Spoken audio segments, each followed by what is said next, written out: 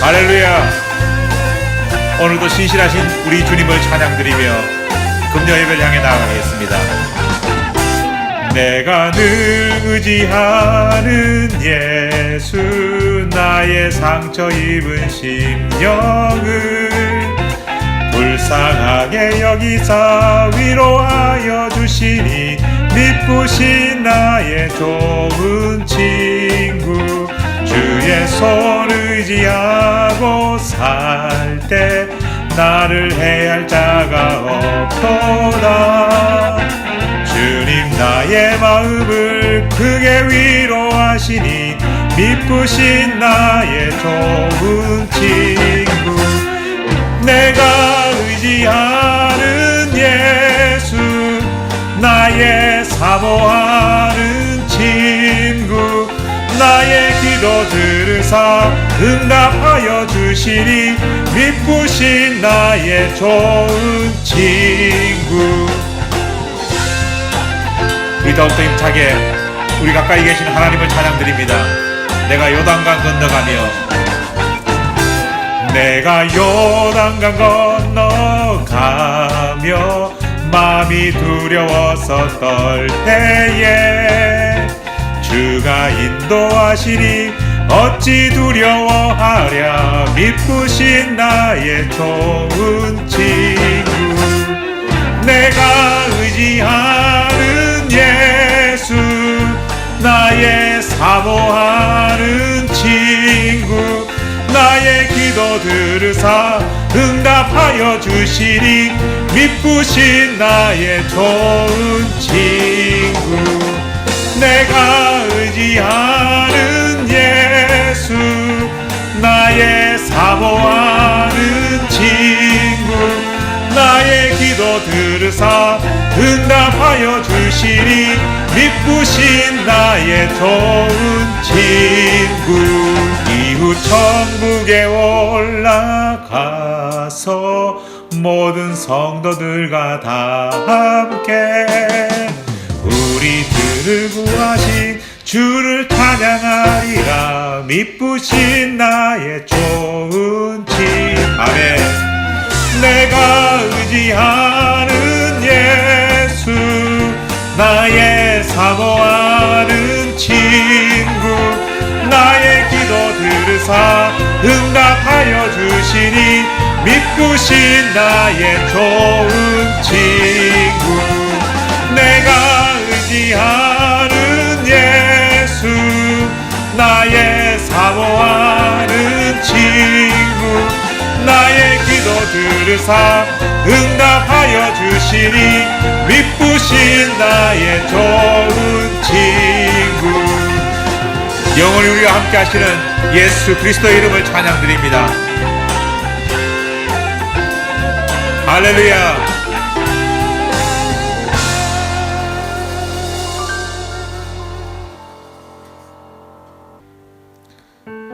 우리의 삶 가운데 역사하시는 하나님을 바라보며 우리의 삶의 근원이 되시는 예수 그리스도의 이름을 찬양드립니다.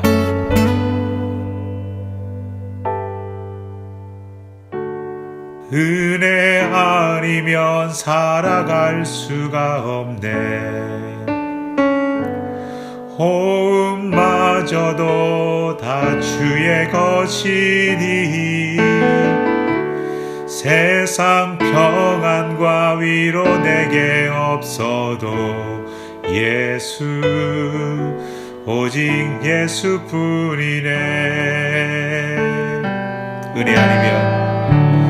은혜 아니면 살아갈 수가 없네. 호흡마저도 다 주의 것이니, 세상 평안과 위로 내게 없어도 예수, 오직 예수뿐이네.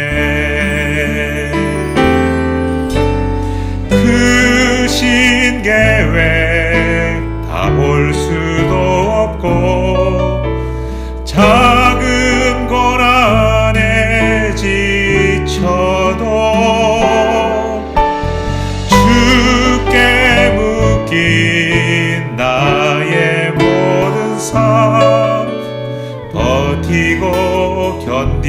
하시네. 은혜 아니면 살아갈 수가 없네. 나의 모든 것 다 주께 맡기니 참된 평안과 위로 내게 주신 주 예수, 오직 예수뿐이네. 다시 한 번 더 고백합니다. 은혜 아니면 살아갈 수가 없네. 호흡마저도 다 주의 것이니 세상 평안과 위로 내게 없어도 예수, 오직 예수뿐이네. 크신 계획 다 볼 수도 없고 작은 고난에 지쳐도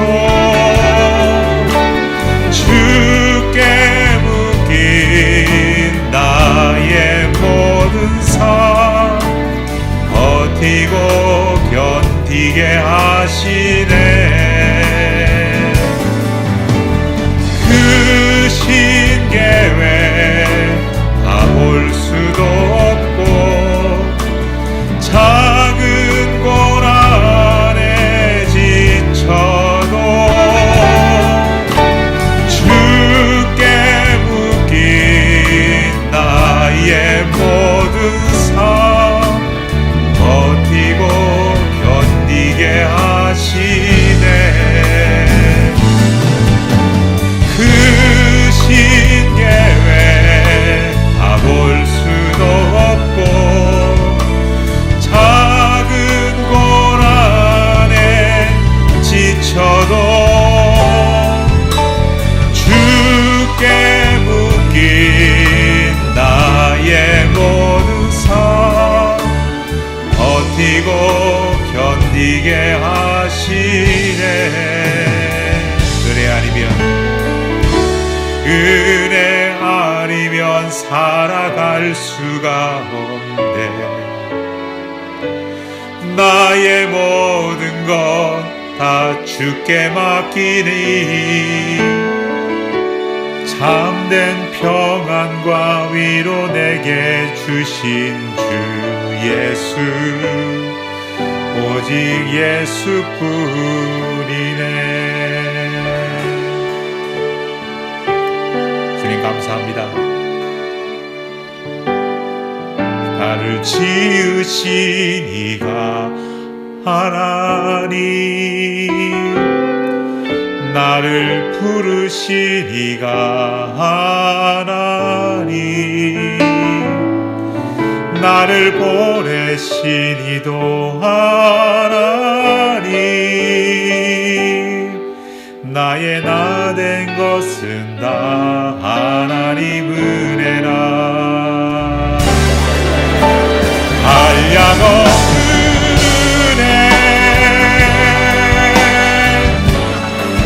한풀 길 없는 은혜,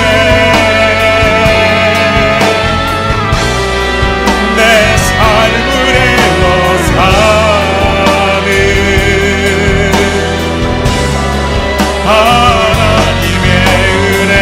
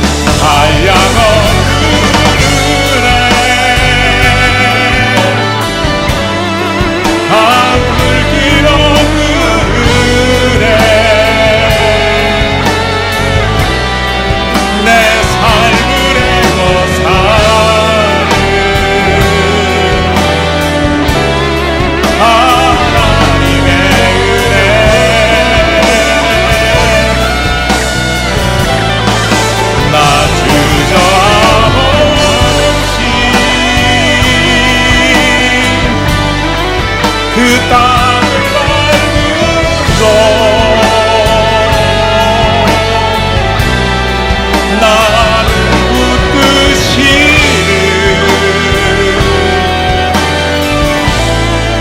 하나님의 은혜.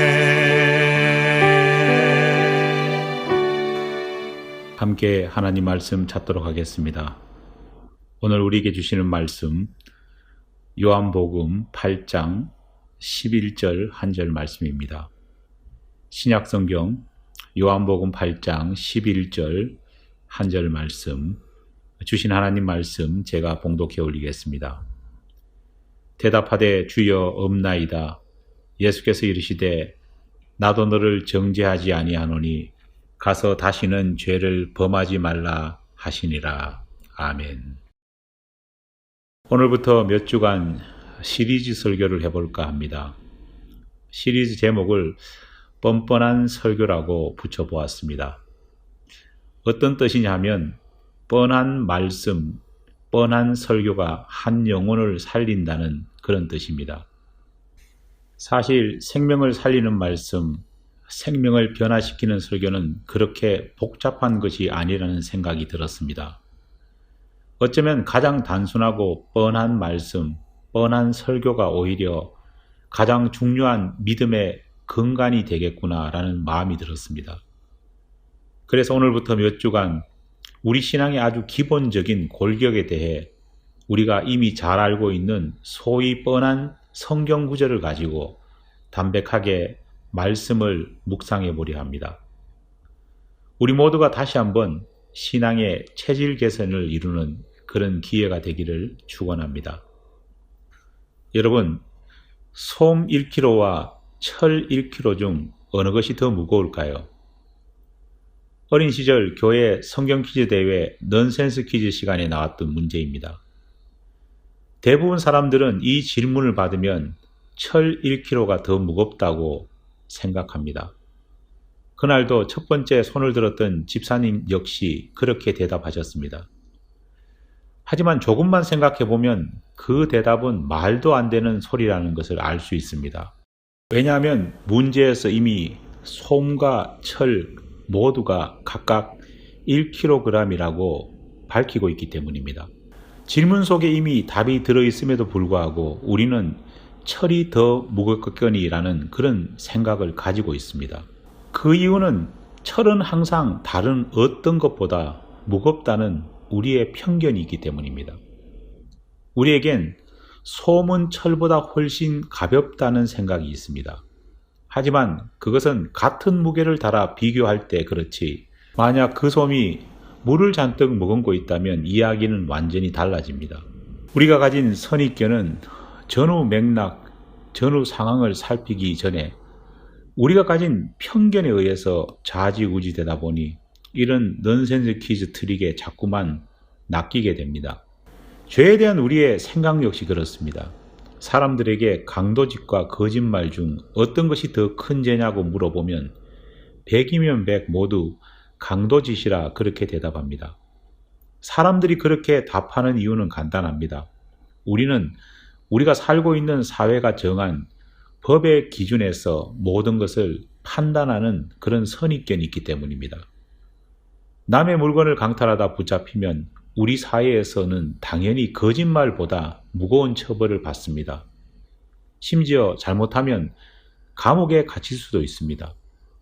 하지만 거짓말을 했다고 경찰에게 붙잡혀가는 경우는 거의 없습니다. 물론 판사 앞에서 위증을 할 경우 심한 처벌을 받을 수도 있지만 그것은 지극히 예외적인 상황일 뿐입니다. 그렇다 보니 우리 머릿속에는 강도는 큰 죄, 거짓말은 작은 죄라는 도식이 심겨져 있습니다. 바로 이런 생각이 우리가 그렇게도 자주 거짓말을 하고 거짓말을 해도 양심의 가책을 느끼지 않는 이유입니다. 한 심리연구소에 따르면 보통 사람들은 하루에 평균 3번 거짓말을 한다고 합니다. 늦장을 부리다 약속 시간에 늦으면 우리는 차가 막혀서라고 거짓말을 합니다. 물론 진짜 차가 막힌 경우도 있지만 대부분은 관행적으로 그렇게 늦게 온 이유를 둘러댑니다. 재밌는 것은 그렇게 뻔한 핑계를 대고 그렇게 뻔한 거짓말을 해도 상대방이 거짓말인 줄을 알고도 그 말에 대해 왜 거짓말을 했냐고 따지지 않는다는 것입니다. 거짓말이 이미 관행이 된 것입니다. 성경적인 표현을 빌리자면 죄가 관영해진 것입니다. 별로 대화하고 싶지 않은 상대로부터 전화가 오면 우리는 보통 지금 바빠서 끊을게요 라고 말합니다. 운전 중이라 죄송합니다 라는 표현도 참 흔히 쓰는 그런 표현입니다. 하지만 이 경우에도 그 말을 듣는 사람들은 그것이 거짓말이라고 생각할지라도 이의를 제기하지 않습니다. 왜 그럴까요?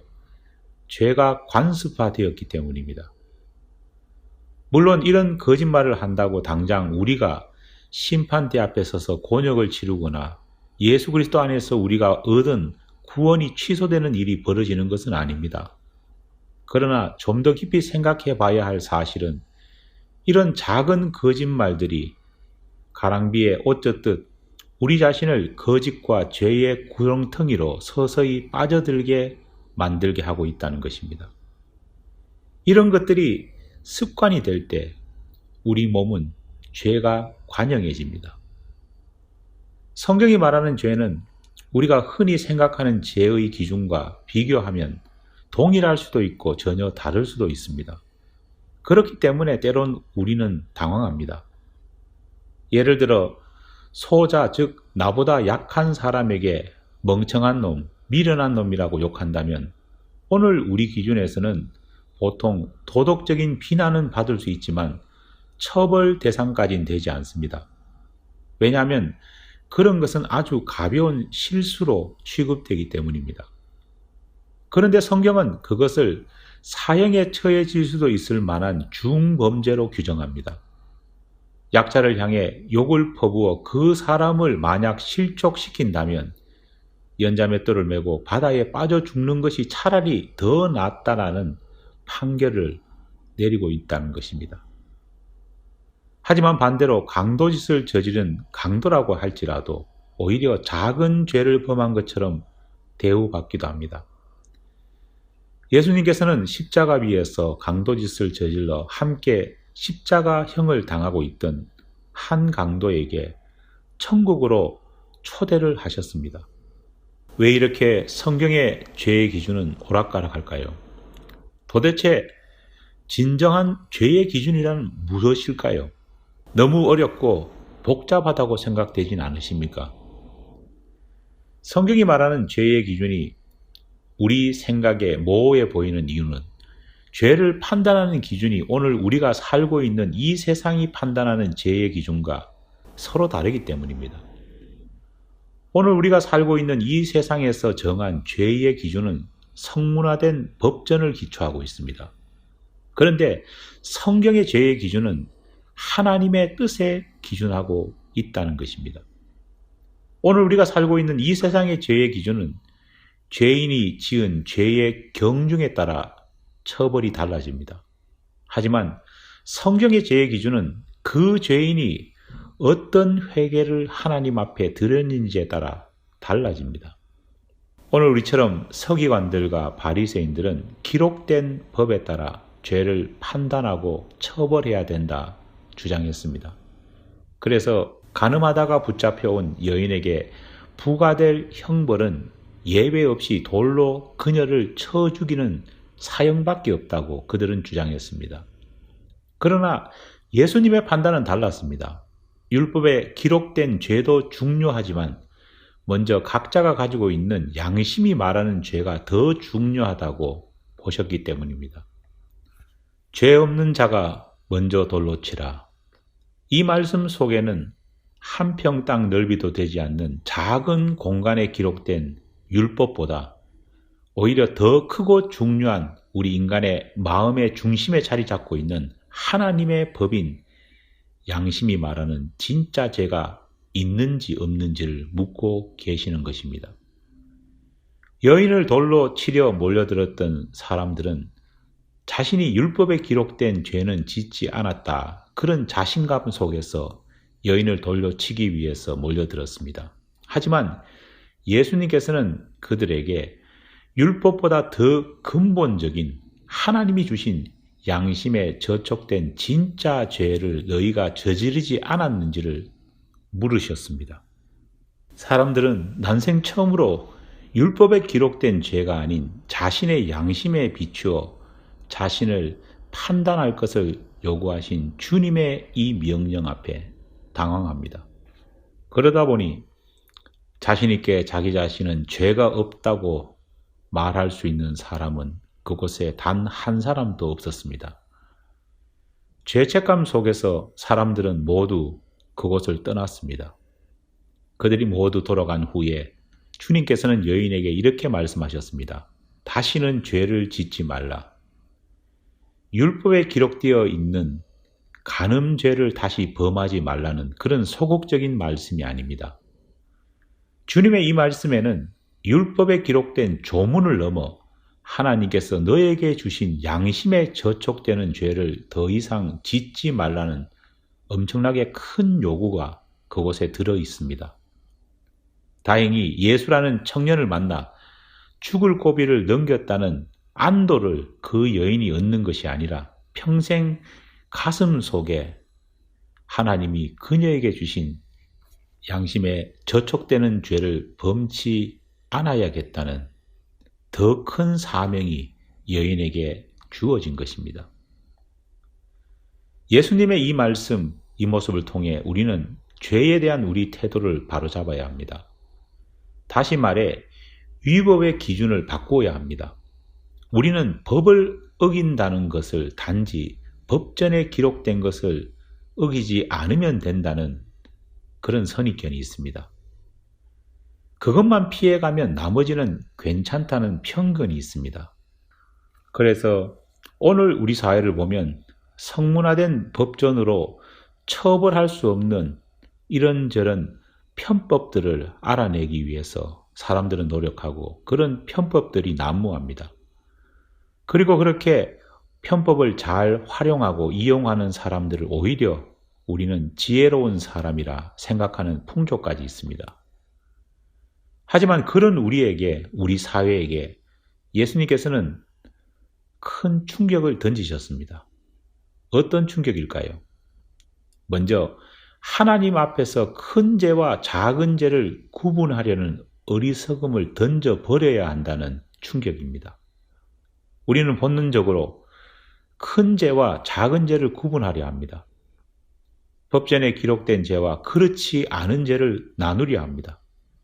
우리가 그렇게 하는 이유는 작은 죄는 실정법에 걸리지 않는 죄는 저질러도 된다는 마음 때문입니다. 하지만 하나님께서는 이런 우리 생각에 이렇게 말씀하십니다. 야고보서 4장 17절 말씀입니다. 사람이 선을 행할 줄 알고도 행하지 아니하면 죄니라. 실정법에 걸리지 않는 죄만 저지르지 않는다면 된다. 죄를 짓더라도 큰 죄만 저지르지 않는다면 괜찮다는 우리 생각에 하나님께서는 오히려 적극적으로 선을 행하지 않는 그 자체가 죄라는 말씀을 하고 계십니다. 무슨 말입니까? 그것이 죄인지 죄가 아닌지를 판단하는 심판자는 인간이 아니라 오직 하나님이시라는 말씀입니다. 죄는 법전에 기록되어 있는 문구에 따라 판단되는 것이 아니라 하나님의 뜻에 의해 판단되며 가장 쉽게는 하나님이 우리에게 주신 양심에 따라 이미 판단되고 있다는 것입니다. 하나님께서는 불꽃 같은 눈으로 우리 중심, 우리 양심을 꿰뚫어 보시며 우리 죄를 지금도 판단하고 계신다는 것입니다. 그러하기에 죄에 대한 우리 태도는 늘 이렇게 되어야 합니다. 거룩하신 하나님 앞에서 우리는 늘 죄를 뿜어내는 죄의 덩어리라는 고백을 할 수밖에 없습니다. 그것이 작은 실수라도 마음을 놓아서는 안 됩니다. 내가 아무리 큰 죄를 이미 저질렀다 해도 그것 때문에 자포자기해서도 안 됩니다. 우리 죄를 우리가 판단하지 말고 우리는 먼저 하나님 앞에 무릎 꿇고 회개해야 합니다. 무엇보다 먼저 하나님의 도우심과 은혜를 구해야 합니다. 야고보서 4장 6절 말씀은 그래서 이렇게 말씀하고 있습니다. 하나님께서는 겸손한 자에게 은혜를 베푸신다.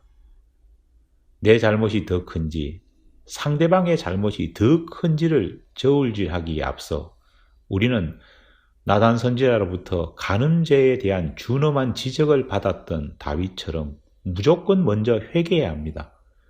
내가 지은 죄의 크기와 시시비비를 가리기보다는 그것은 하나님의 몫으로 남겨두고 우리는 먼저 회개를 선택해야 합니다. 우리가 주일 예배 때마다 참회의 기도를 하나님께 올리는 이유가 바로 여기에 있습니다. 기독교는 죄의 시시비비를 따지는 종교가 아니라 거룩하신 하나님께 그 판단을 맡기고 우리는 먼저 회개하는 종교이기 때문입니다. 하나님께서는 율법 즉 기록된 법전 조항에 있는 죄보다 더 세심하게 죄에 대해 우리에게 말씀하십니다. 잠언 21장 4절 말씀을 보면 눈이 높은 것과 마음이 교만한 것과 악인이 형통한 것은 다 죄니라라고 말씀하셨습니다. 넌 눈이 너무 높아 결혼을 못하는 거야. 많이 들어보셨을 겁니다. 그런데 성경은 눈이 높은 것도 죄라고 말합니다. 그렇습니다. 눈이 높은 것도 죄입니다. 왜 그럴까요? 바로 이 눈이 높다는 것 때문에 우리는 우리의 분수와 처지를 넘어선 욕심을 갖게 되기 때문입니다. 바로 그 욕심, 그 욕망이 죄를 항상 잉태합니다. 교만한 것도 죄라고 합니다. 모든 사람은 하나님 앞에서 다 죄인입니다. 이 말은 하나님 앞에서 모두가 죄인으로서 평등하다는 것입니다. 그렇기 때문에 너나 할 것 없이 존엄함을 인정받아야 하고 너나 할 것 없이 서로 보듬어야 하고 사랑받아야 하는 존재인 것입니다. 하지만 현실 속에서 우리가 보이는 태도는 어떤가요? 우리가 가장 잘하는 것은 바로 줄 세우기입니다. 어떤 이유를 갖다 붙여서든지 서열을 정하고 계층을 정하고 줄을 세우려 합니다. 그리고 그렇게 만들어진 줄 속에서 서로 차별하고 미워하고 그 줄에서 조금 더 앞으로 나아가기 위해 때로는 양심까지 팔아먹습니다. 그래서 교만한 것이 죄가 됩니다. 심지어 잘 되는 것도 죄라고 합니다. 의인이 잘 되는 것은 물론 하나님께 영광이지만 악한 사람, 나쁜 사람이 잘 되는 것은 하나님이 죄라고 말씀하십니다. 그동안 우리는 살아가면서 나쁜 사람들이 세상적인 기준으로 너무 잘 되는 것을 보면서 깊은 좌절감에 빠지곤 했습니다. 때로는 하나님 어떻게 이럴 수가 있습니까? 하나님의 정의는 어디 갔습니까? 라고 울부짖습니다. 어떤 사람들은 자신의 손으로 정의를 세운다며 오히려 그런 구조를 무너뜨리기 위해 폭력을 가하기도 합니다. 하지만 우리가 무지해서 몰라서 이런 말을 하고 행동할 뿐이라는 것입니다. 악한 사람인데 일이 술술 잘 풀리는 사람은 이미 자기도 모르는 사이에 성경은 죄가 그의 머리에 쌓여가고 있다고 말합니다. 하나님께서 마지막 날 백보자 심판대 앞에서 그에게 보여줄 죄를 하나하나 지금도 그의 잘됨을 통해 차곡차곡 그의 머리에 쌓고 계십니다. 그러므로 하나님 앞에서 크리스찬으로서 우리가 가져야 할 태도는 늘 악인을 보면서 먼저 우리 자신의 죄를 회개하고 우리 자신의 삶을 돌아보는 것입니다. 악인 앞에 내려질 형벌에 대해 우리가 간섭할 필요는 없습니다. 그것은 하나님의 몫입니다. 오히려 악인 때문에 죄를 짓지 말고 그들을 위해 기도해 주라는 이유가 여기에 있습니다. 로마서 12장 20절 말씀입니다. 내 원수가 줄이거든 먹이고 목마르거든 마시게 하라. 그리함으로 내가 숯불을 그 머리에 쌓아 올리는 것이다. 이 말씀이 무슨 말인지 아십니까? 평소 나에게 못된 짓만 골라서 하던 내 원수가 아침 일찍 내 집에 찾아왔습니다. 머리에 화로를 이고 말입니다. 밥을 만드는 데 필요한, 난방을 위해서 필요한 불씨를 꺼뜨려 버린 것입니다. 라이터나 성냥이 흔한 오늘 우리 시대에 불을 피우는 것은 대단히 쉬운 일입니다. 하지만 2000년 전만 해도 불은 쉽게 다시 피울 수 있는 것도 아니고 다시 붙일 수 있는 것이 아니었습니다. 적어도 불을 한번 피우기 위해서는 몇 시간을 노력해야 겨우 불씨를 얻을 수 있었습니다. 얼마나 답답했으면 내 원수가 자신을 싫어한다는 것을 뻔히 아는 나에게 불씨를 구하려 찾아왔겠습니까?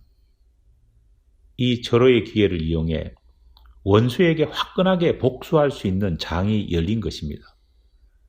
원수의 면전에서 불씨를 미끼로 시시비비를 가릴 수도 있습니다. 하지만 하나님께서는 그렇게 하지 말라고 말씀하십니다. 오히려 원수가 머리에 이고 온 그 화로에 내 집 아궁이에 피어있는 싱싱한 불꽃을 가진 숯을 빼내 차곡차곡 쌓아주라, 그렇게 말씀하십니다. 숯 하나를 주기도 아까운데 차곡차곡 여러 개를 넉넉히 주라고 하나님께서는 말씀하십니다. 죄를 내가 평가하지 말고 판단하지 말고 나는 내 원수에게 그저 선을 베풀라고 말씀하십니다. 그것도 넉넉하게 말입니다. 그러면 하나님께서는 그렇게 선을 베푼 나에게 복을 주시겠다 약속하십니다. 내가 원수의 머리에 숯불을 쌓으면 원수는 자신이 승리한 것이라 착각할 수도 있습니다. 하지만 실상은 그렇지 않다고 성경은 말합니다. 숯불이 쌓인 만큼 그 원수가 자신의 잘못을, 자신의 죄를 회개하지 않는다면 오히려 내 선행이 그에게 통쾌한 심판으로 변할 수 있다는 것입니다. 레위기 5장 17절 말씀을 보면 하나님께서는 모르고 지은 죄, 다시 말해 부지 중에 지은 죄마저도 그냥 넘어가서는 안 된다 말씀하고 계십니다. 이것을 안다면 우리가 어찌 날마다 우리 죄를 회개하지 않을 수 있겠습니까? 사랑하는 여러분, 우리 모두는 죄인입니다. 지은 죄가 얼마나 많은지 다 회개하지도 못할 만큼 우리에겐 죄가 많습니다. 로마서 3장 23절 말씀입니다. 모든 사람이 죄를 범하였으며 하나님의 영광에 이르지 못하더니. 그래서 우리 모두에게는 하나님의 은혜가 필요합니다. 그래서 우리 모두에겐 회개가 먼저 필요합니다. 그래서 크리스찬들은 시시비비를 가리기 전에 먼저 서로 하나님의 은혜를 구하고 서로의 허물을 덮어주고 어루만지며 너나 할 것 없이 앞다투어 먼저 이 일이 내 탓임을 고백해야 합니다. 내 죄 1kg와 남의 죄 1kg 중 어느 것이 더 무거울까요? 지금까지 우리는 한결같이 남의 죄가 더 무겁다고 생각했습니다. 그리고 그렇게 믿고 행동해 왔습니다. 하지만 더 이상 아닙니다. 내 죄든 너의 죄든 다 똑같은 무게입니다. 모두 하나님 앞에 회개해야 될 죄이고 모두 겸손하게 인정해야 될 죄입니다. 가장 바른 크리스찬, 그리고 그런 크리스찬들이 모인 교회는 죄가 없는 것이 아니라 죄가 먼저 인정되고 회개되고 하나님의 은혜 아래 서로 죄를 범하지 않도록 격려하고 보듬는 공동체입니다. 특히 한 평도 되지 않는 작고 좁은 법전에 기록된 죄가 아니라 하나님께서 우리에게 태초부터 주신 양심에 저촉되는 죄를 범하지 않도록 서로 돌아보고 격려해야 합니다. 이것이 바로 죄를 향한 민감성을 높이는 길입니다. 기도하겠습니다. 은혜의 주님 감사합니다. 늘 죄를 가리고 구분하는 데만 능했던 우리를 용서하여 주시옵소서. 죄의 판단은 하나님께 있고 큰 죄, 작은 죄가 구분되는 것이 아니라 우리는 늘 우리의 죄에 대해 주님 앞에 회개하고 주님의 은혜를 구해야 된다는 사명이 있음을 잊지 않게 도와주시옵소서. 무엇보다 한 평도 되지 않는 법전에 기록된 그 법에 따라 죄를 판단하지 않고 근원적으로 태초에 우리에게 주신 하나님이 내려주신 양심에 따라 우리의 죄를 판단할 수 있는 지혜로운 자가 될 수 있도록 도와주시옵소서. 예수님 이름으로 기도드립니다. 아멘. 이 시간 우리 다 함께 중보기도 드리겠습니다. 먼저 교우들을 위한 중보기도 하나님께 올려드립니다. 받은 말씀을 기억하면서 우리가 좀 더 죄에 대해 민감성을 가지고 또 우리의 죄가 단지 성문화된 법전을 넘어 하나님께서 우리에게 주신 하나님의 뜻에 따른 양심에 따른 죄의 죄책감과 또 죄를 멀리하기 위한 노력과 회개를 할 수 있도록 해달라고 하나님께 기도하겠습니다. 두 번째로 우리 교회 학교를 위해서 기도하겠습니다.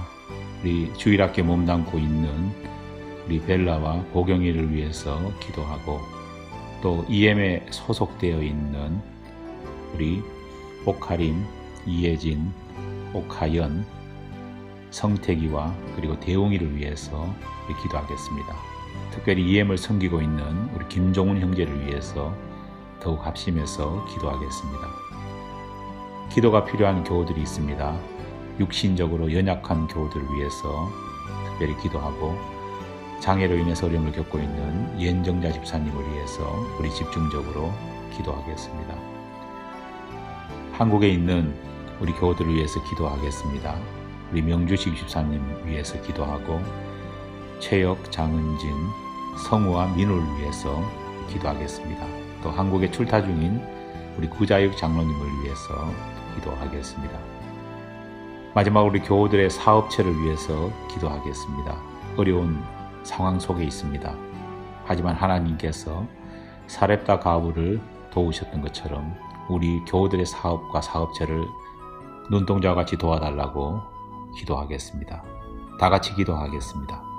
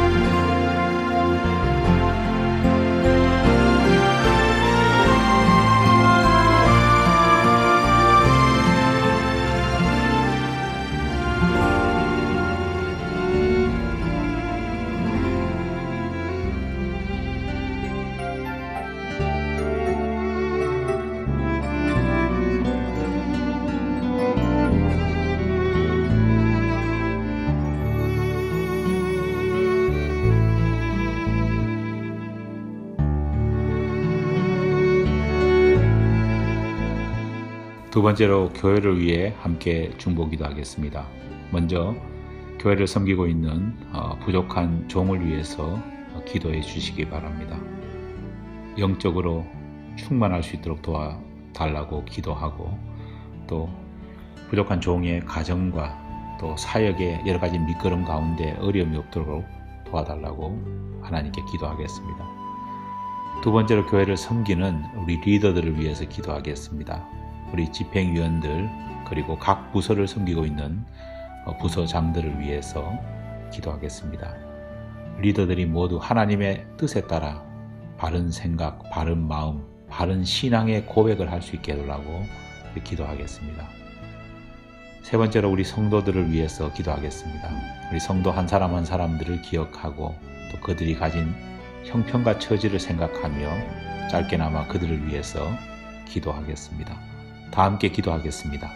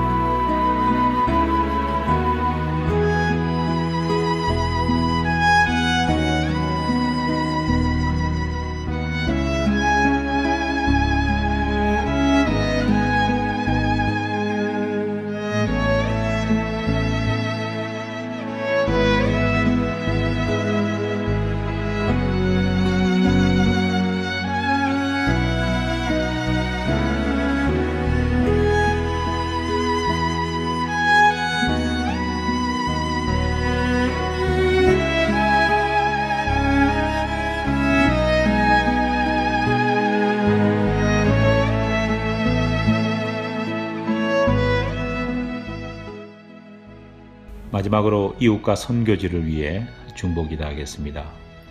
먼저 니카라과와 에베네셀 교회를 위해서 기도하겠습니다. 여러가지 많은 어려움 가운데 있습니다. 목회자와 성도들의 안위를 지켜달라고 기도하고, 특별히 니카라과를 섬기고 있는 우리 이동욱 목사님을 위해서 기도하겠습니다. 두 번째, 이호성 목사님과 또 함께하고 있는 히스패닉 사역을 위해서 기도하겠습니다. 여전히 또 코로나 속에서 우리 히스패닉 형제 자매들이 어려움을 겪고 있습니다. 그들에게 하나님의 은혜가 항상 더하게 달라고 기도하고, 또 섬기시는 이호성 목사님과 또 가정을 위해서 기도하겠습니다. 세 번째로 미국 교회와 한국 교회를 위해서 기도하겠습니다. 교회가 그 어느 때보다도 많은 혼란과 어려움 속에 있습니다. 하나님께서 길을 열어주시고 또 교회가 갱신되는 역사가 일어나게 해달라고 기도하겠습니다. 마지막으로 우리와 함께 또 예배당을 쓰고 있는 우두머리 감리교회를 위해서 기도하겠습니다. 목회자와 또 성도들, 그리고 우리 교회와 또 우두머리 감리교회가 믿음 안에서 좋은 믿음의 관계를 유지할 수 있게 해달라고 기도하겠습니다. 다 함께 기도하겠습니다.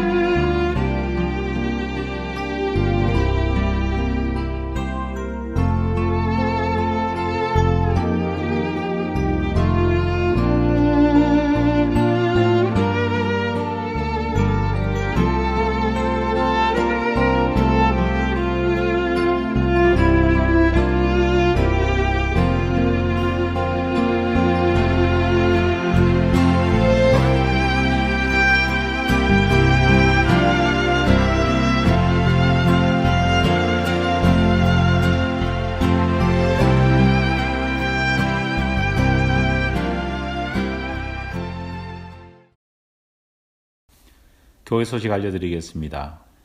이번 주 주일 예배는 오전 11시 예배로 한성수 장로님 댁에서 드려집니다. 예배 후에는 광고해 드린 대로 설맞이 민속 잔치가 있습니다. 모두 즐거운 한때가 될 수 있도록 많이 기대하시고 또 기도해 주시기 바랍니다. 그러면 다 함께 일어나셔서 결단의 찬송 하나님께 고백드리겠습니다. 아멘. 우리 마지막으로 결단의 찬송 부르면서 세상을 향해 나아가겠습니다. 일어나라 주의 백성들아, 빛을 발하라. 할렐루야. 다 함께 찬양합니다. 일어나라 주의 백성, 빛을 발하라.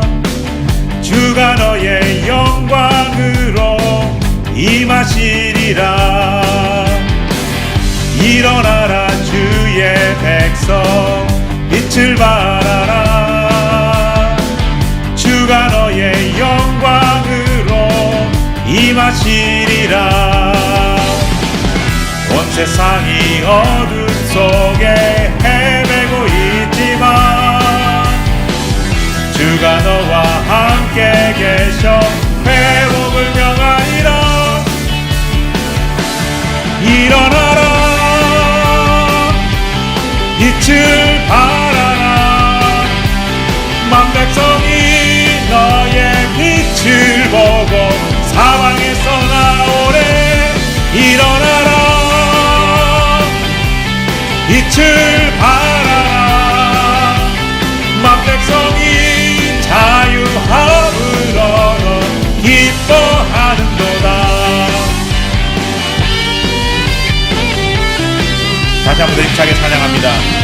일어나라 주의 백성들아 빛을 발하라. 다 함께 찬양합니다. 일어나라 주의 백성 빛을 발하라. 주가 너의 영광으로 임하시리라. 온 세상이 어둠 속에 헤매고 있지만 주가 너와 함께 계셔 회복을 명하리라.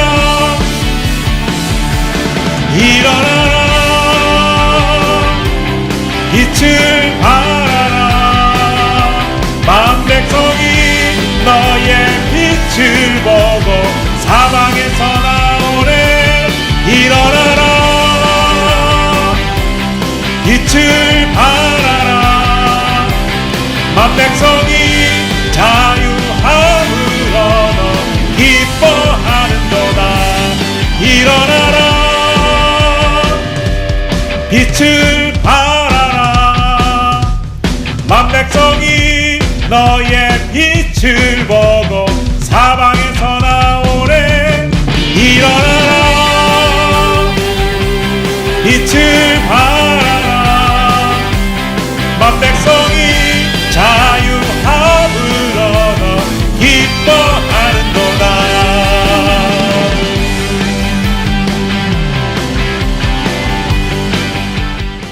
지금은 우리 주 예수 그리스도의 은혜와 하나님 아버지의 사랑하심과 성령의 교통하심의 역사하심의 은총이 죄에 대해 더욱더 큰 민감성을 가지기를 원하며 기록된 성문화된 법이 아니라 그 법을 넘어서서 하나님의 뜻과 하나님의 양심을 통한 하나님의 음성을 듣기를 원하는 우리 모든 교우들 위해 하나님의 은혜가 늘 함께 없기를 간절히 축원하옵나이다. 아멘.